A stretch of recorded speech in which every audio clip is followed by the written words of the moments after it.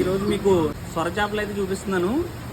వీటిని వాడుక భాషలో పాల సొరలు అని అంటారనమాట. ఇలాంటివన్నీ మనం సినిమాల్లో మాత్రమే చూసేవాళ్ళం అనమాట. ఇది రియల్గా ఉన్న సొర చేప అనమాట. ఇది చూసారా ఎలాగున్నదో, నా చేతిలో ఉంది నిజంగానే ఉన్న సొర చేప. చూడండి దాని పళ్ళు, దాని షార్క్. వీటిని సొరపిట్ట అయితే మాత్రం ఎక్కువగా చేసుకోవడానికి అయితే ఇష్టపడతారు.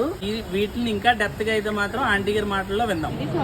ఇది ఉడకబెట్టాలి, 4 ముక్కల కింద కోసి దీన్ని పొరలాగేలా కడగాల. కడిగితే ముక్కలు ఏంటంటే ముక్కలు వస్తాయి. అవి మసాలా అవి మిక్సీ చేసుకోవాలన్నమాట. మిక్సీ చేసుకొని మెత్తగా పిసికేసి గుడ్డుకు రెండుకుంటారు. అలాగే నూనె వేపేసుకొని ఉప్పు కారం వేసుకొని నీళ్ళు వేసుకోవాలి. బాలింతరాలు కూడా తినచ్చు. వాతం గట్ట ఏవి చేయదు. చాలా మంచిది, చాలా టేస్ట్గా ఉంటుంది.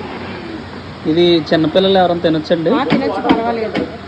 అంటే పర్వాలేదు కదా, తినొచ్చా? తినకూడదా? తినచ్చు, బాలింతరాలే తినచ్చు. ఓకే, ఇంకా బాగుంటుంది.